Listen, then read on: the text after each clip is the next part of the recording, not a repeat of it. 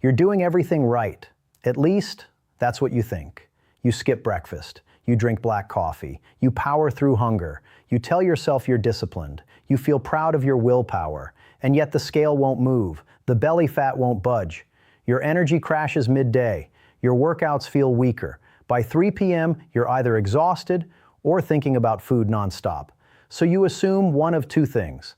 Either fasting doesn't work or your body is broken. But what if neither is true? What if the real problem isn't that you're fasting, but how you're fasting?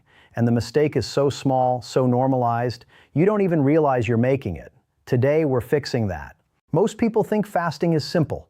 Don't eat, burn fat, lose weight, linear, clean, mathematical. But your body is not a calorie calculator. It's a hormonal survival machine.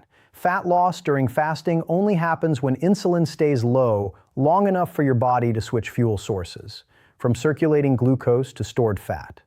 That switch is everything. If it doesn't happen, you're not fat burning. You're just not eating. And those are not the same thing. Here's the first problem. Many people are technically not eating, but they're still spiking insulin just enough to block fat burning. And they don't even know it. Flavored zero-calorie drinks, artificial sweeteners, just a splash of cream in coffee, protein powder in morning coffee, branched-chain amino acids during a workout. Individually, they seem harmless. They fit the rules. They're low-calorie. But hormonally, they're signals. Insulin doesn't care that it was only 10 calories. It responds to stimulus, not your intention. Sweet taste alone can trigger insulin in some people. Protein can stimulate insulin. Cream contains fat, yes, but also enough substrate to interrupt a fast in sensitive individuals. You think you're fasting, your body thinks you're feeding it, and that disconnect is what keeps you stuck. Here's how this plays out in real life. Someone fasts 16 hours. They sip flavored sparkling water all morning. They add a splash of almond milk. They chew sugar-free gum. Technically, no meals. Physiologically, repeated microsignals that say, food may be coming, stay alert. That prevents the full metabolic shift. So instead of tapping into stored fat, the body hovers in between fuel systems.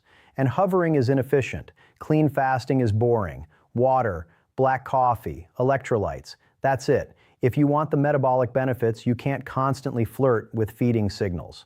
But let's say you're doing that perfectly. Water, black coffee, electrolytes, no sweeteners, no cream, no hidden calories, and you're still not losing fat. This is where most videos stop. They tell you to fast longer. That's lazy advice. Because the second mistake has nothing to do with what you consume. It's stress. When you fast, you are applying stress to the body. That's not bad. Stress can be adaptive, but fasting is still a signal of scarcity. If your baseline stress is already high, poor sleep, overtraining, work pressure, chronic undereating, emotional stress, fasting becomes one more survival signal layered on top. And when the body feels unsafe, it does not release fat. It protects it. Here's what happens physiologically. Cortisol rises. Blood sugar increases to keep you functional.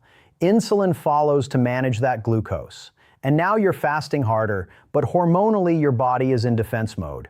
Fat storage is protective. From an evolutionary perspective, if food appears inconsistent and stress is high, the smart move is conservation.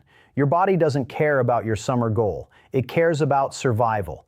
That's why two people can run the exact same fasting protocol, and one drops weight easily while the other stalls for months. It's not willpower, it's physiology. Fat loss is not about forcing your body to comply. It's about removing the signals that make it defend. So what does that actually mean? It means fast clean. Eliminate false fast triggers completely. Don't extend fasting windows aggressively if sleep is poor. Fix recovery before increasing restriction. Train hard, but not recklessly. Eat enough protein and micronutrients during your eating window. Don't chronically undereat and then expect fasting to compensate. Fasting works best in a stable system, not a stressed one. And here's the part most people resist. Sometimes the fastest way to restart fat loss is to reduce stress before increasing fasting duration. Sleep more. Lift with intention instead of exhaustion. Eat adequately during your window. Stabilize your nervous system. Then fast. More is not always better. Better is better. If you've been fasting for weeks with no progress, you don't need more discipline. You need better strategy. Because the number one fasting mistake isn't eating during your window. It's believing that fasting alone overrides biology. It doesn't. But when done correctly, with hormonal awareness, stress management, and clean execution, it becomes one of the most powerful metabolic tools available.